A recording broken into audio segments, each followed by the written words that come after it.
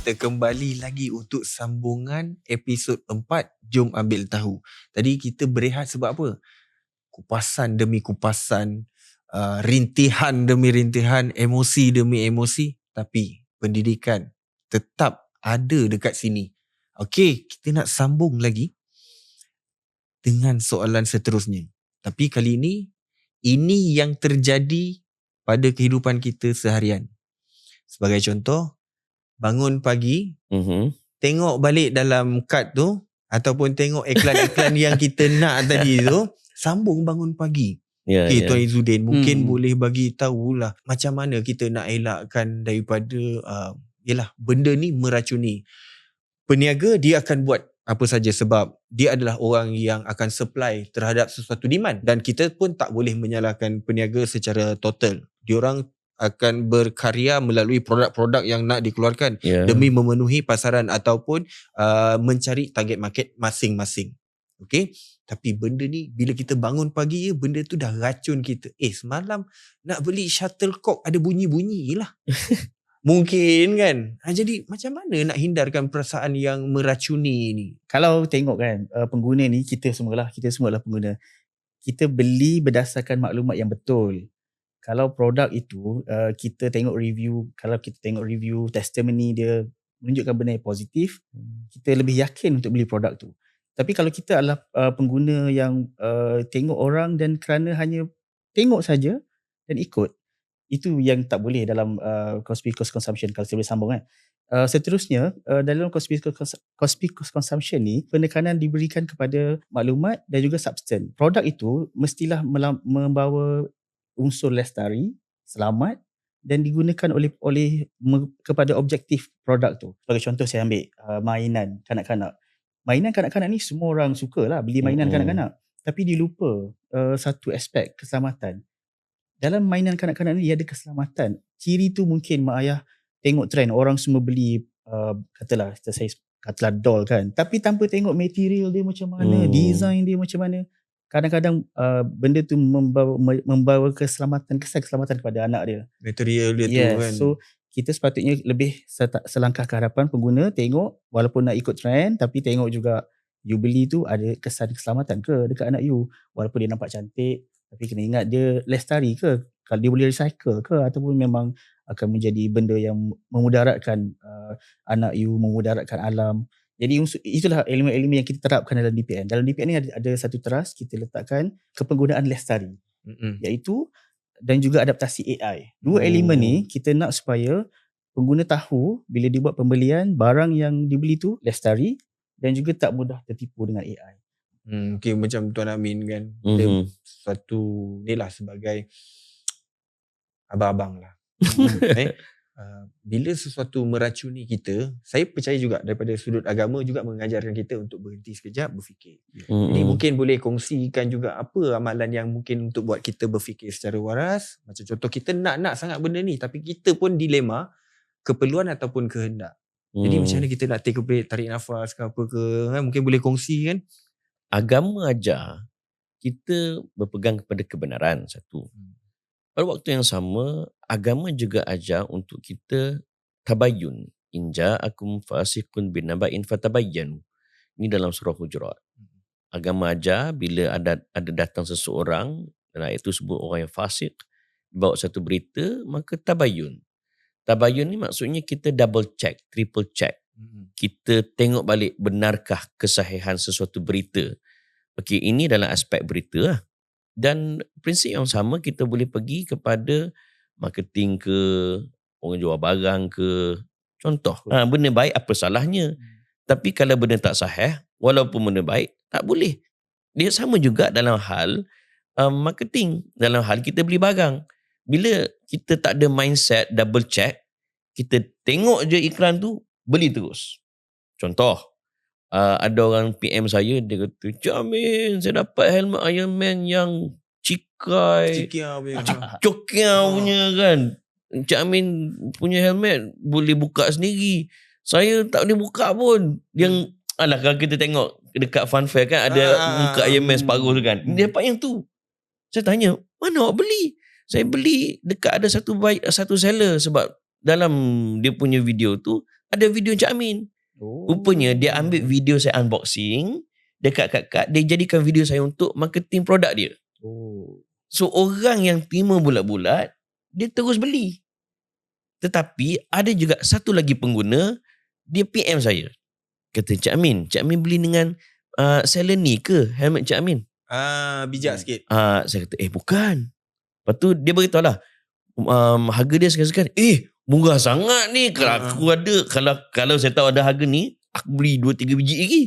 Tapi harga dia lagi mahal. Bila saya check balik, rupanya seller tu tak ada, dia tak pernah minta izin pun dengan saya guna video tersebut. Malah dia guna video saya untuk jualkan produk dia. Untuk jana income dia pula. Untuk jana income dia. Saya buat 2 contoh ni, 2 contoh pengguna. Pengguna pertama yang telan bulat-bulat maklumat yang dia tengok. Pengguna kedua, dia tengok tapi dia double check dengan saya. Dan nasib baik dia double check. Maka dia tak kena scam lah. Yang pertama, kena scam. So, point saya ialah kita kena ada satu mindset. Semua when it's too good to be true, it's not true. Kevin, kalau suruh tambah, Ya. dia ada, kita KPDN mengeluarkan garis panduan, iklan mengelirukan atas talian. Betul. Dalam kerangka tu, one of it adalah iklan tu tak boleh memaparkan bukan maklumat produk tu. Dan sebenarnya itu adalah satu kesalahan lah, memaparkan iklan yang bukan milik dia. You unboxing sendiri, you pakai sendiri produk you, baru boleh. Orang ramai lagi tu guna video orang tu. Apa lah. So point saya ialah, bila sesuatu marketing tu is too good to be true, is not true. Contoh, helmet tu mahal, tapi dia jual 300, 400, 200. Kenapa orang yang kedua tu tanya saya, dia kata, Cik Amin betul ke ni murah sangat ni? Sebab bagi dia, helmet macam tu logiknya tak kalah 200. So when it's too good to be true, trust me, it's not true. Contohlah, pergi bercuti ke Korea dengan hanya RM300 saja termasuk tiket flight. Pergi balik pula tu kan. Siap hotel. Tapi orang yang telah budak-budak, murahnya. Okay, tak payah ambil 300 lah, 1,000. 1,500. Murahnya. Ingat, when it's too good to be true, it's not true. Saya akan ingat ni. Bila dia telah macam, ya betul, sah, dia tak betul. Nampak tak? Pertama kali tengok pun dia macam tak betul lah. Memang ini lebih kurang macam nak scam ni. Bukan lebih kurang, memang scam lah. Yelah, dia permulaan pada scammer ialah percintaan scammer ni. Yes, permulaan scammer ialah bila dia overclaim. Dan biar betul, ya ke ni? Kena double check. Dan sebagai pengguna, kita kena ada mindset double check, triple check. Jangan mudah telan bulat-bulat. And of course, ada doa juga. Doa ni biasanya Nabi ajar untuk mengelak daripada penyakit ain. Ain ni adalah, memang benarlah, ainul haq dalam hadis Muslim. Dan salah satu cara agama ajar untuk elak daripada penyakit ain ataupun penyakit kena tipu, ada doa panjang dan ada doa pendek. Nak yang mana? Nak yang pendek. Sebab nanti senang saya ulang-ulang dalam kereta. Kalau pendek, ada a'udzubikalimatillahi tammati min syarri ma khalaq. Ada lagi pendek, a'udzubillahi minasyaitonir rajim.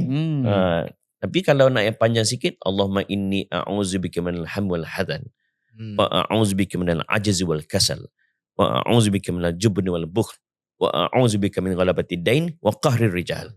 Kita minta jauh daripada banyak panjang tu, hujung tu, daripada belenggu hutang dan juga kejahatan manusia. Dan bila saya kata doa, jangan doa saja. Kan dalam sejarah pun Nabi doa-doa juga. Tapi Nabi berperang, Nabi pertahankan negara, Nabi berdakwah, maknanya dalam doa ada usaha dan ikhtiar. Itu yang penting. So usaha ikhtiar kita, dapatkan maklumat, double check, doa. InsyaAllah jangan kena scam. Alhamdulillah, itulah yang orang kata apa, dia punya jis dia tu. Tapi kalau ikutkan kat sini, Tuan Amin kita dia bagi 2 contoh. Tuan Izzuddin dia tambah daripada sudut apa yang dilaksanakan Kementerian gubal undang-undang supaya orang tak kena tipu. Tambahlah dekat Akta Perlindungan Pengguna tu. Jangan pakai video Tuan Amin untuk ambil untung kat atas orang. Minta Dah lah, tak dapat komisen kan. Tapi saya tertarik konsep tabayun. Tabayun tu penting. Bukan tibayun masuk dalam kad. Bukan, itu tanpa tibai. usaha periksa kan.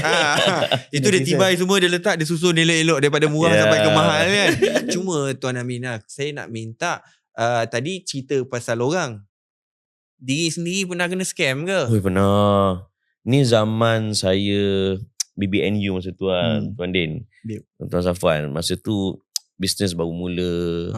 Income pun so-so lah masa tu. Masa tu tengah trend kasut ada lampu. No. Kasut lampu.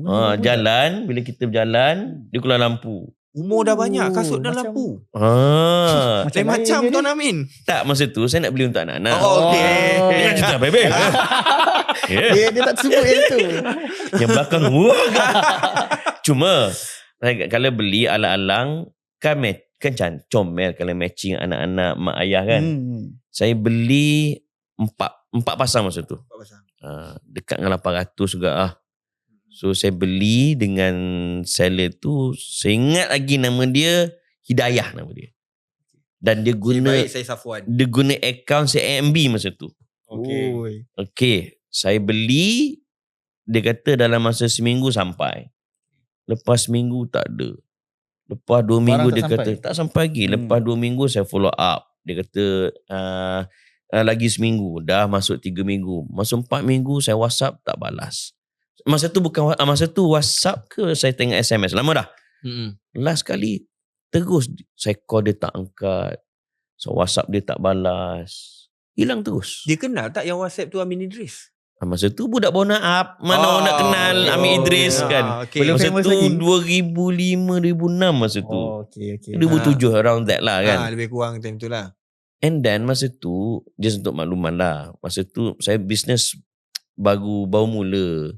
Sebulan tu adalah dalam 1,700 pendapatan saya masa tu 2,000. Duk KL kan, anak kecil lagi untuk bayar 800 kepada 4 pasang kasut. Satu benda yang besar untuk saya. Ya, satu keputusan yang besar untuk dibuat. Bila kena scam, saya terduduk. Dan saya duduk bucu katil ni, bukan bucu katil main-main, bucu katil sungguh ni. Saya menangis. Saya fikir, mana duit aku nak bayar sewa rumah ni? Lepas tu pula, bulan tu pula saya lupa, saya ingat satu lagi.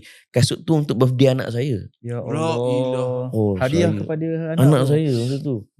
Dan anak saya memang, Daddy cantiknya kasut tu, so beautiful kan. Saya masa, termenung lama saya masa tu. Dan bermula hari itulah saya belajar. Aku takkan kena scam lagi. Kan? Macam mana saya akan buat? Bila saya beli sesuatu, tengok review dulu. Kan? And then tengok berapa dah terjual. Dan bila tengok review pula, kena hati-hati. Kalaulah semua review tu dalam tarikh yang sama, lepas tu dalam waktu lebih kurang sama, yang ni post hari yang sama, yang ni post pukul 9.30, yang ni post pukul 9.32, ni post pula pukul 9.40. Nampak sangat orang yang sama, dia create review tu sendiri.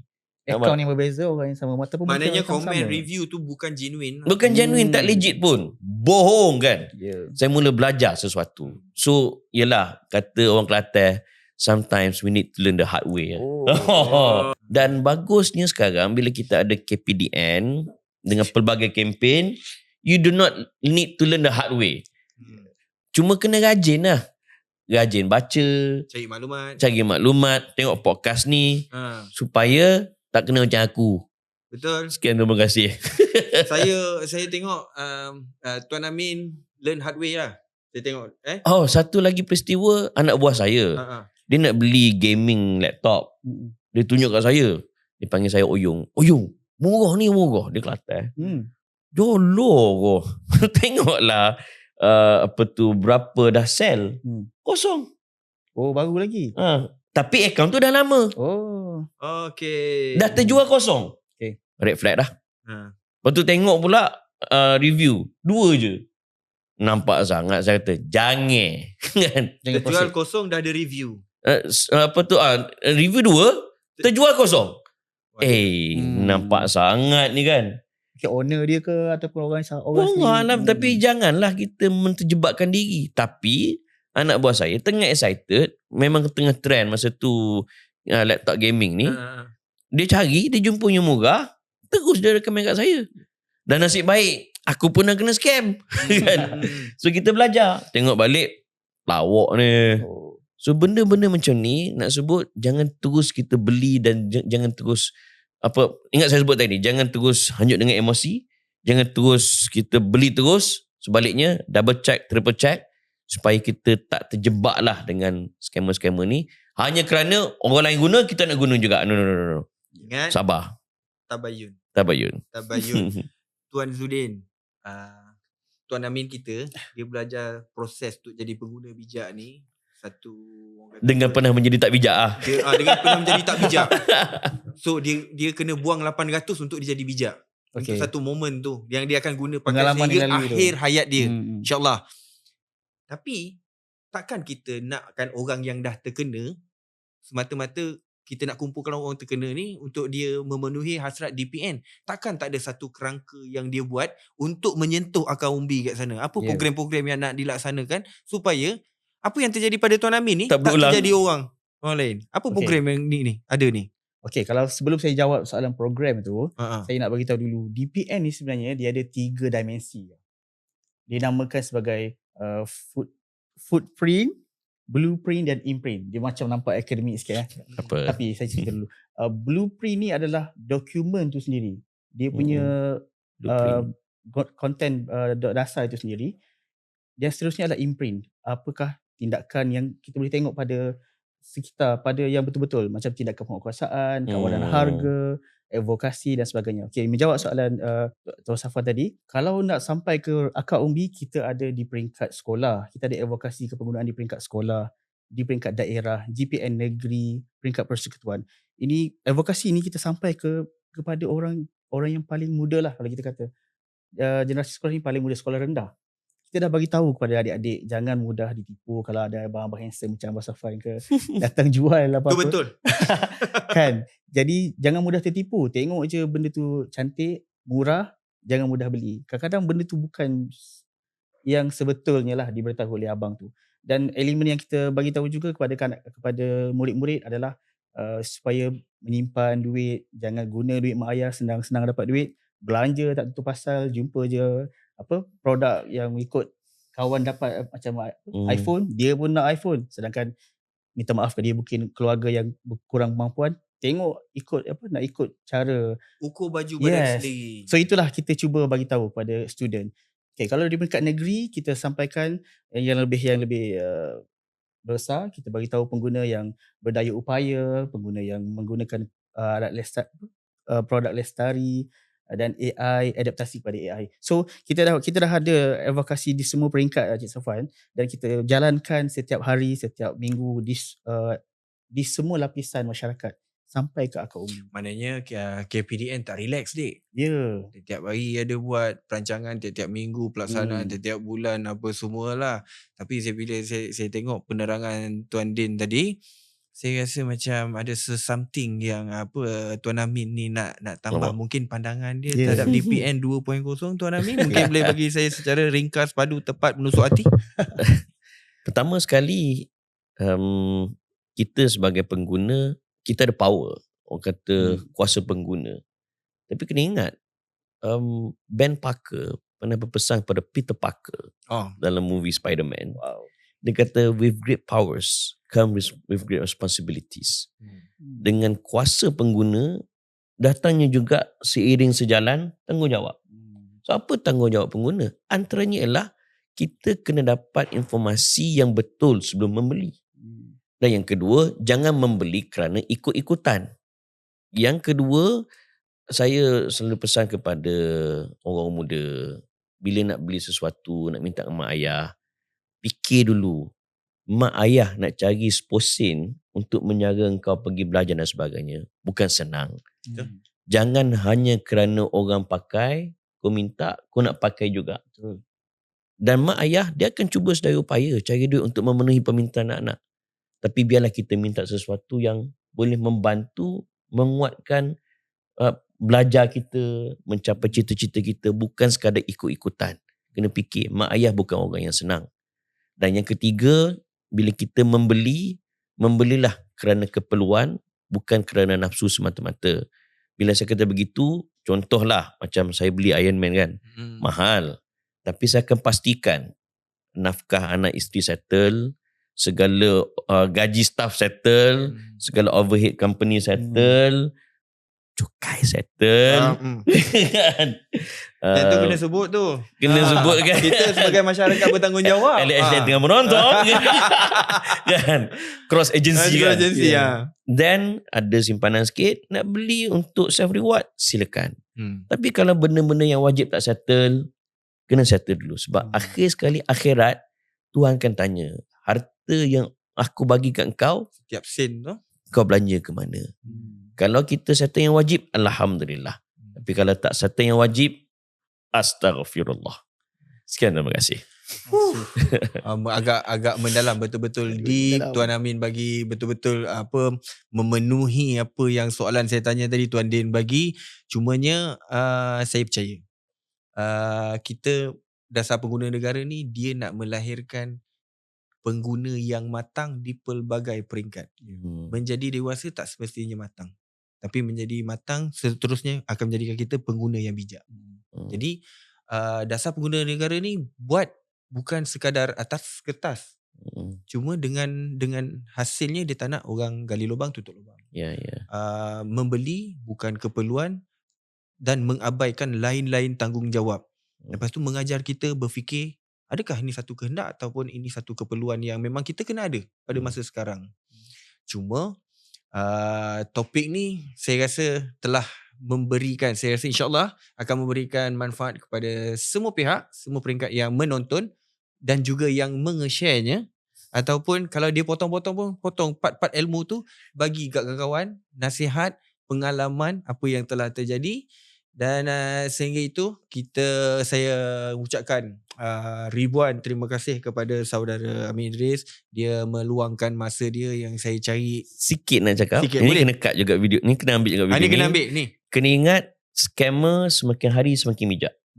So kita kena lebih, paling kurang lah 5 langkah lebih bijak pada scammer. Betul? Sekian, terima kasih. Itu dia. Nampak dah nak habis pun ada lagi Geram. nasihat.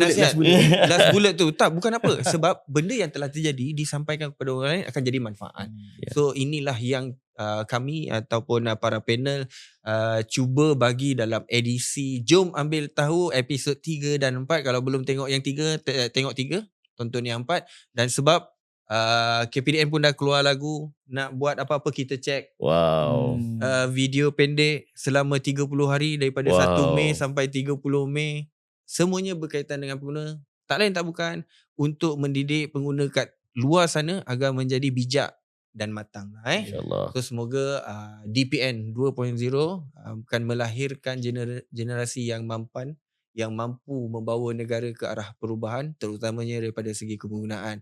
Dan terima kasih Sama-sama. Tuan Izzuddin, Tuan Amin. Sama-sama. Dan insyaAllah kita berjumpa lagi pada episod seterusnya.